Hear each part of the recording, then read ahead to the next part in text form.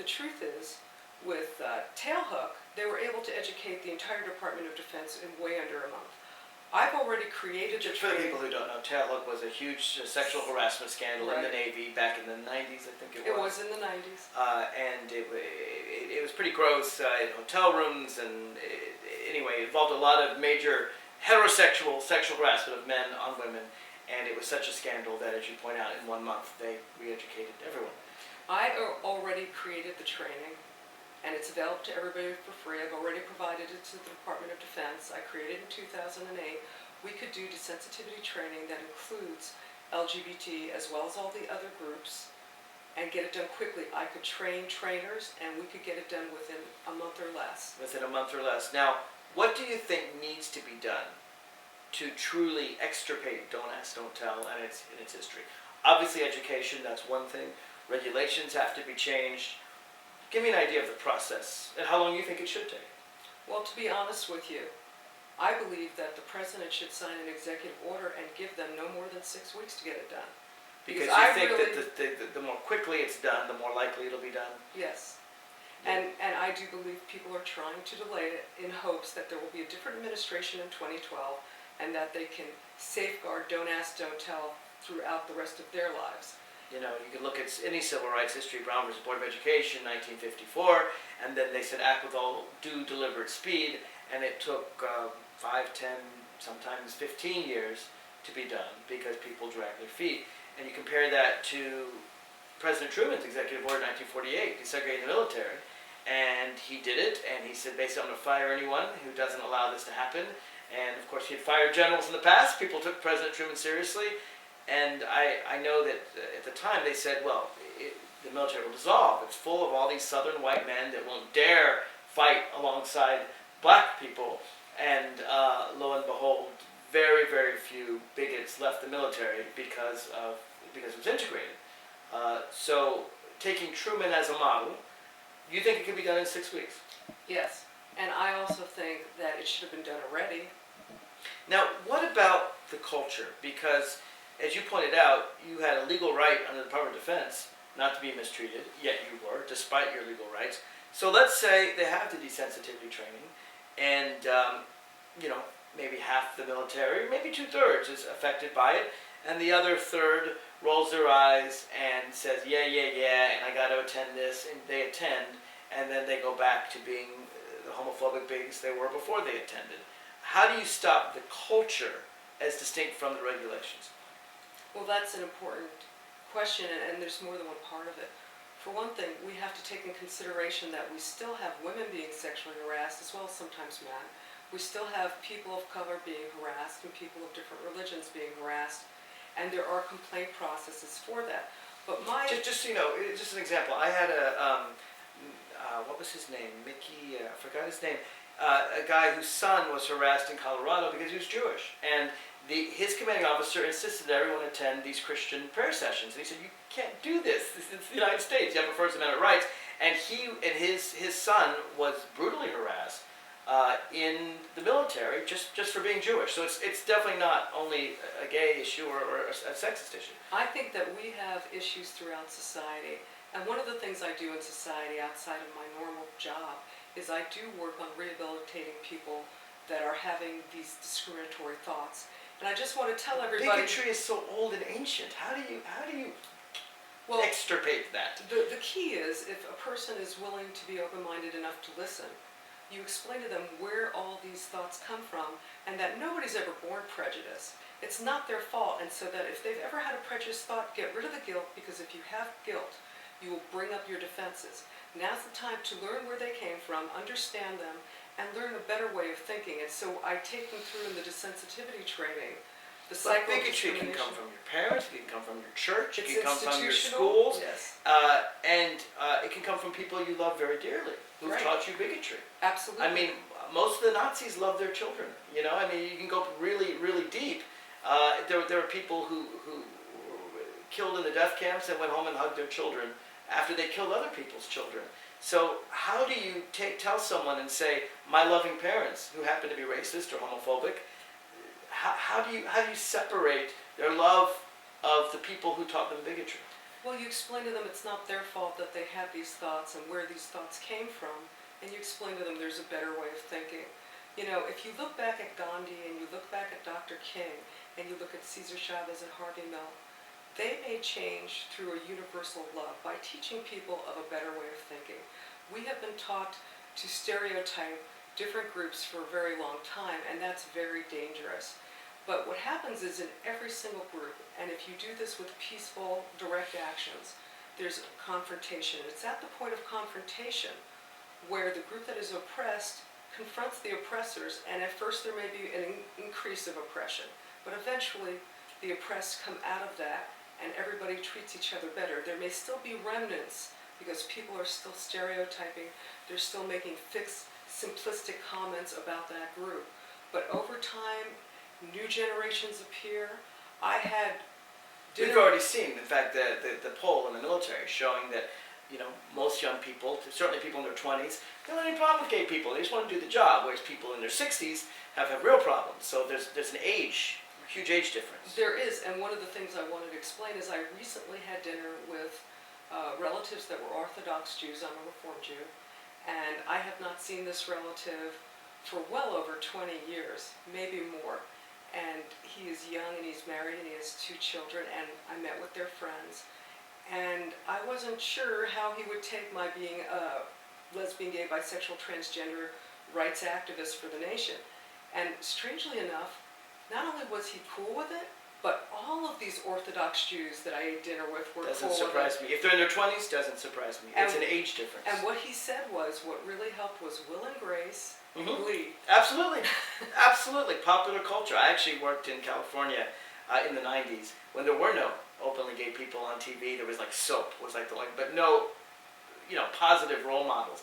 And we actually did an action in Hollywood, pressuring them to put a gay character on TV before Will and Grace came out. So I'm proud to have been a tiny, tiny part in that. Let me though ask you, in terms of anti-gay prejudice, I think a lot of prejudice, racial, sexist, religious, comes out of fear of the other. I'm not like that person. I can't understand that person. Black people must do this. Jews must do this. And there's a lot of fear, oh, gay people, you heard this in the hearings, Sam Nunn seemed to be afraid that some gay man would see him in the shower. You know, there's this fear, gay people are going to sexually harass me, transgender people don't look like we expect them to. How do you deal with the fear of the other? Well, that's a very important point, because in the rehabilitation work, the first thing we see when we meet these people is usually anger or a lack of knowledge of why this thinking is wrong. And it is fear of this other group. So we have to actually have them work on a project with the other group, and that enlightens them and lets them see these people as people. That's very interesting, because the polls show, and they've always shown this, but they show this in the military and everywhere else, that people who did not know gay, or did not think they knew gay people were much more likely to not want to give gay people equal rights. This is true with marriage, this is true in the military, and even in the Marines, which was the most homophobic of them all, if they knew that someone they were working aside with was openly gay, or not even openly, but was gay or lesbian, then even in the Marines, 70, 80, 90% were for ending Don't Ask, Don't Tell. It was the people who didn't know. They were the ones who were most likely to be bigoted. And one of my other hats is I'm on the board for Empowering Spirits Foundation, and we're going to create Build Beloved Community, where we're going to have a social network where folks all over the world can learn these methodologies that I've come up with for free. You know, we want to put everything out there for free. Change shouldn't have to cost. To have social justice, we just have to educate each other and share case stories. And we're going to help people understand these things and work together. So if you were in charge of ending the Don't Ask, Don't Tell program, give me an idea. You said 6 weeks. What are the steps that need to be taken? 1, 2, 3, 4. Well, to be honest with you, there's already protections for all the groups. You know, unfortunately, they're not implemented in the Department of Defense very well, in my opinion. And I think, you know, if it were up to me, we would just have the log cabin Republican lawsuit, have one, and there wouldn't be a Don't Ask, Don't Tell, because I don't believe it should have ever existed. But because there are folks that want to justify their fear of this community, I would just do the desensitivity training by training all the military leadership that are commanding officers and technical directors that are civilians and EEO counselors, train them on how to do this desensitivity training, and then just have them go out and do it either by VTC or in person. And you think after 6 weeks of desensitivity training, boom, magic, problem solved? Well, I think that no matter what, we still have racists in the military. We still have people that are prejudiced against religions that are not their own in the military. So we'll always have homophobes in the military, but they'll know they can't act on it. The truth of the matter is that world change of how people are looked at by different people and seeing each other more as same than different is what's going to have the overall effect. The changes we need to see is in the overall society, not only in the United States, but throughout the world. And it is changing. But I tell you, sometimes you trap people in a corner. And they feel, I'll give you an example. I had a debate recently with William Crystal. I think you know he is. He used to work for Dan Quayle, who's the chief of staff. We had a debate on a wide-ranging liberal conservative issues, and Don't Ask, Don't Tell came out. And I gave the example of President Truman's 1948 order and talked about the bigotry and so forth. And he said, and he got very upset, and he said, are you saying that anyone that supports this policy, Don't Ask, Don't Tell, is a bigot?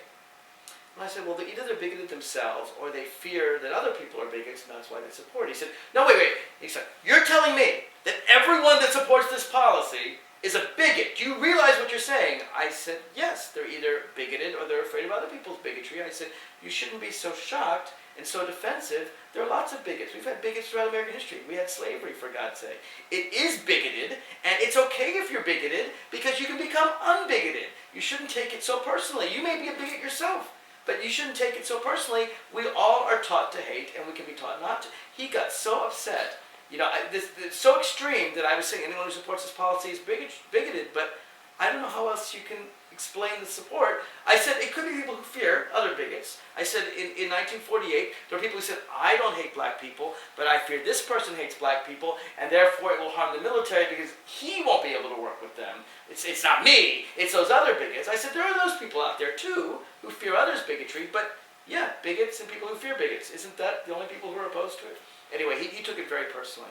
Well, and they do, and that's why we set up the desensitivity training to explain where these thoughts come from, so that people know not just that you can't do this and you must do that, but they need to know, why do I have those thoughts? That's the big question. Where do these thoughts come from? And we want to show them all the inputs of where these thoughts have come from so that they can get past it, because nobody's born prejudiced. That's the key thing. It's true. And all people that have had prejudiced thoughts can actually have a better way of thinking. They just need to know that that's not the right way of thinking. Now, it's interesting because we talked about the fact that some of the most homophobic people are people who are struggling with their own sexuality. You gave the example of the woman that you used to work with.